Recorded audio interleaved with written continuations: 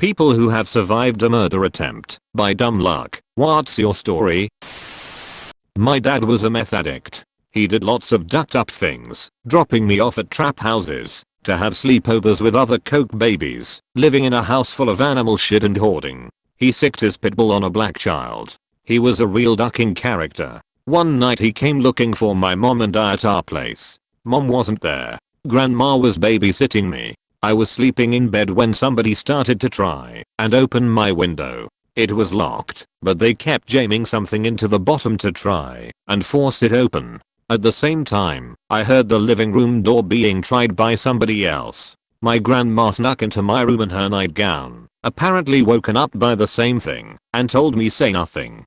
Don't even whisper. We laid under my bed while a group of men shouted for my mom to come out, slammed their hands on the windows to try and break them, and jumped on my grandma's car. She called the police and barely whispered into the phone. Eventually the cops arrived, and the men scattered. Long story short, my dad and his other meth head friends came to the house with guns and knives with every intention to kill me and my mother because she was going to get custody of me. If my mom wasn't so vigilant with locks, we had 3 different kinds on the front and back doors, we would have died. I was 14 and outside in my garage petting my cat. It was November, so it was already dark by 5 p.m. Someone opened the door behind me without me hearing, grabbed me by my ponytail, and starting dragging me outside. They hit me on my head with a brick and knocked me out. Pulled me halfway around my house when, I'm guessing this is when, they stabbed me on the left side of my stomach.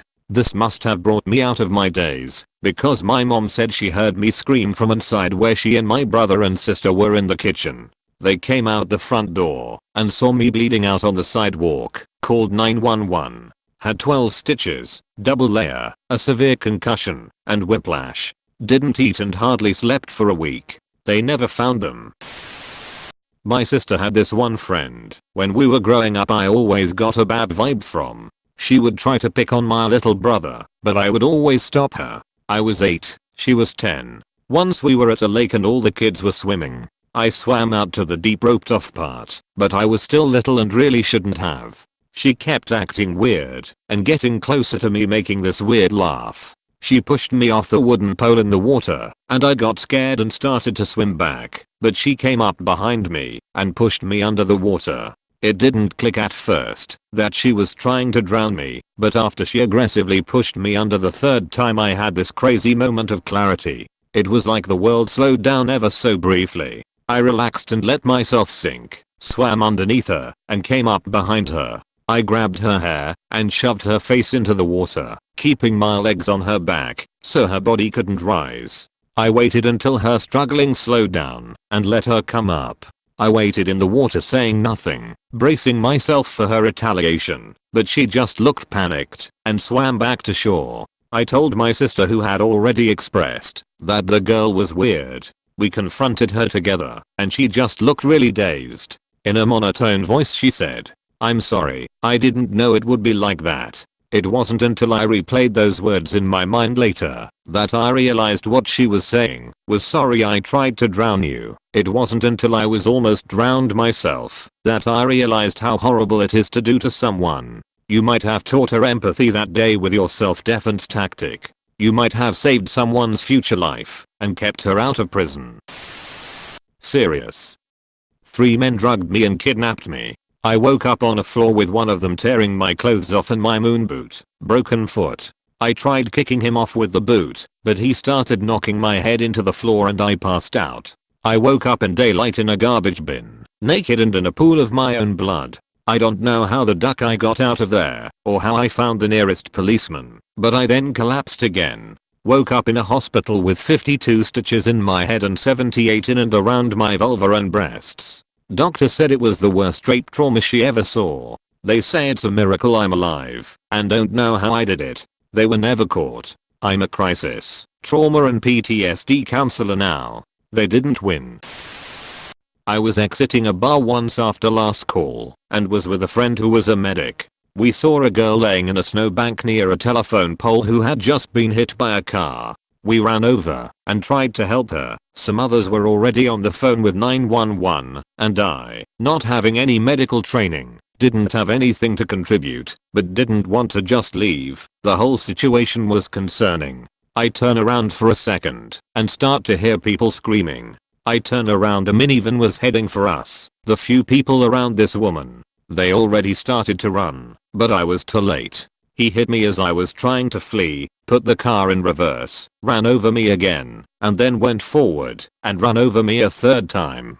Turns out the guy was high and drunk and got into a fight with the woman's boyfriend, whom I bared a strong resemblance to. He thought I was him. Not to throw a pity party for myself, but 9 years later I have a ton of medical issues, and my life pretty much started on a downward spiral since then. But sure, I guess I survived. Edit. For everyone wondering about the guy, an off-duty cop watched the whole thing go down and copied his license plate number. He was apprehended 20 minutes later and charged with attempted murder, along with many other things. He pled out to just 3 years in jail. He had actually killed someone else a few years before drunk driving. How they thought that was appropriate is beyond me. My husband and I live above our place of business. Out alarm company called us at 3 AM to say there was a motion detector alert, just one, in a weird place. We assumed it was a mouse, but went to reset/check it out. Husband ended up face to face with a burglar who was on his way out the window he had broken. He ran back inside. I called 911 and we heard mad chaos going on in the depths of the building. So much crashing and smashing. Burglar monkey climbed a 10-foot iron gate, bodily smashed through 2 sets of commercial grade glass doors, and was outside again. My husband was like, yeah, duck this dude, tore after him and tackled him. He got him on the ground and pinned him. Bear in mind the whole time I'm narrating to 911 and chasing around in panties and tank top. I was a bit behind my husband, in the middle of the street about 15 feet away, when a minivan squealed around the corner. It was his GF/getaway driver. I luckily missed it. I was super focused on reading the license plate, which was one of those cute as font out of state ones, and therefore hard to read, but she yelled, "Get the duck off him, or I'm running your bitch over." Then she tried to. The audio and video I had to watch for the trial was horrifying. I had blocked it out nearly completely and really didn't remember how close it was. She guns the engine at me. I throw my hands up in front of my face when I realize what she's doing and scream and jump out of the way with inches to spare. He jumped in and off they went. He bled all over my husband, yikes, and eventually the DNA and the partial plate info nailed them. They're both in prison. Addendum. Trials suck. ETA. To make this clear, do not do this. Adrenaline is a hell of a drug and it's best to not fight burglars. We definitely both could have died. It was the 3rd time this ducker had broken in and caused a large amount of mostly uninsured damage and inventory loss, and that definitely contributed to the whole thing. He wouldn't have stopped doing it. He was a pro and was doing upwards of 3 jobs a night most nights, all over the state, for years. I was riding in a train across Eastern Europe. I was running low on money, and even though I had been warned that a woman should not travel alone in second-class seating, I did not spring for first class. I was sitting alone in one of the compartments that seats 6. This was also a mistake and a very stupid one to sit alone. Eventually the train stopped, and a man got on. He was very drunk. He came into my compartment and I guess thought I looked like his ex-wife. He attacked me. If it were not for the fact that this particular station was the border between 2 countries, I would be dead. Instead, border patrol from both countries were on the train, and while I was unable to scream, the door was open and at least a half a dozen uniformed men jumped him and saved me. I was in the hospital for a little while but recovered. At one point during the trial, one of the cops asked me if I wanted him and his buddies to hold the guy down while I hit him. I thought he was joking. So I said no, go ahead, you do it. I was also joking, but it turns out they took it seriously and were about to. I did put a stop to that at least, but they were so offended that someone from their country would attack a young female American tourist. They were furious with him. So many people there depended upon tourism. Well, my mom got mad at me when I was 20 and I didn't give her money for her birthday, which I'm assuming was to pay off drug dealers of hers. So she stabbed me between the ribs. Ended up getting stuck in the bone and had to get it taken out in surgery. I was out with a few friends, and with us was a girl that had just broken up with a psychopath. We didn't know he was a psychopath. We found out that night. We were just walking back home from a restaurant. It was about 1 AM, and the guy came running out of nowhere. I don't know how he knew where, and went to meet us. He ran to the girl, lifted her shirt up, and stabbed her in the gut, literally splitting her belly open like a fish, and then ran off. This whole thing happened really quickly, so we were all in shock. The girl was holding her own intestines in her hands, and she was so shocked that she didn't even seem scared, wasn't screaming or anything. She just stood there. We called an ambulance and they managed to somehow put everything back and sew her up. This happened about 3 years ago, and she still has pretty serious problems with her digestive tract, can't eat certain things and that kind of stuff. That image of her just standing in the middle of the pathway holding her own guts will remain stuck in my head forever. The guy got 13 years in jail, by the way. Edit. Now that I think about it, a big part of why they broke up was his constant abuse towards her weight. She wasn't even fat, just a bit on the chubby side. I wouldn't even call that overweight, but he would always tell her that she had a big gut. That was almost an obsession for him. So maybe the fact that he stabbed her in the abdomen is a symbolic action of some sort. I don't know what was in that duckhead's brain, and I honestly don't even want to know. My supposed best friend decided that my wife and I were too perfect. Therefore it must all be an act, and I was obviously abusing her. He was at our house after I made an awesome dinner and we were having fun drinking and singing karaoke. I went to the kitchen to put some glasses away, came back and leaned on the couch with him slightly behind me to the left of me. Then I heard a thunk and felt an amazing amount of pain on the top of my head. He had picked up the whiskey bottle on the table and smashed it into my skull. I was very confused as to what the duck was happening. Then the blood started pouring. I didn't want to get blood everywhere, so I went to the kitchen.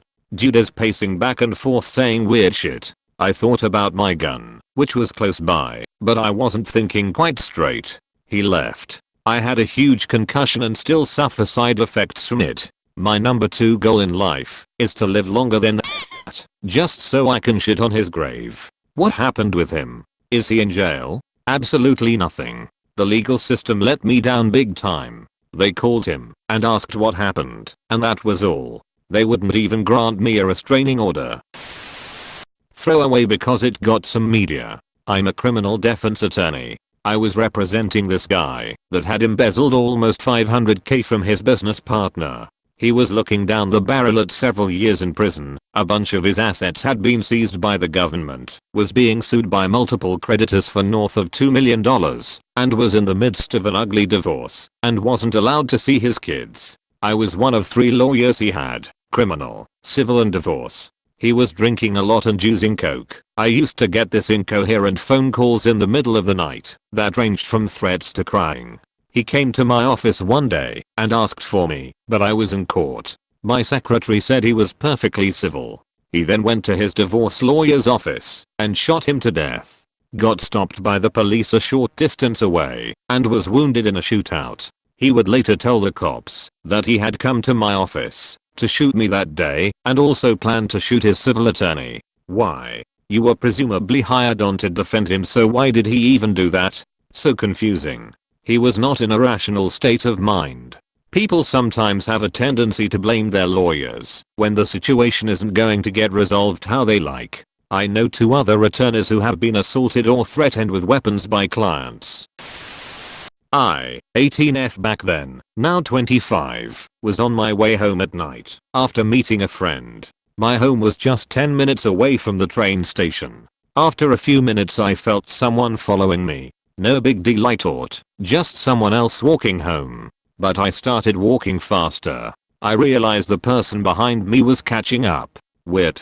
In my head I started to make up scenarios of how to defend myself if the person would attack me. Never would I think of this to actually happen. Well, until I felt something on the back of my head, hitting me hard. I went furious. I turned around and attacked the guy. My mind was just full of anger towards this stranger who, what I thought, hit me. We were wrestling until I fell on the ground.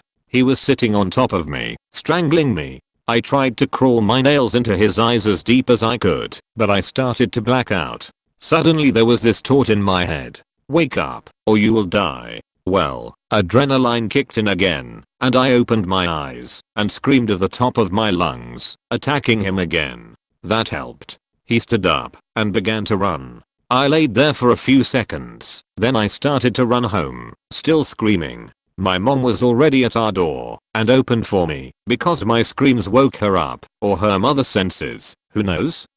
She immediately called the cops and they could arrest him on the same night. It turned out that he actually shot me in my head from behind. They assumed that the gun didn't work properly, the bullet didn't penetrate my skull and stuck in there, but as far as I know they never found out why the gun misfired. I'm glad though. He told the cops that he already followed me a few times in the past, but never had the guts to do it. He wanted to kill me and rape my dead body. I know that's a wild story. I have some Swiss newspaper articles as a source, if someone cares though.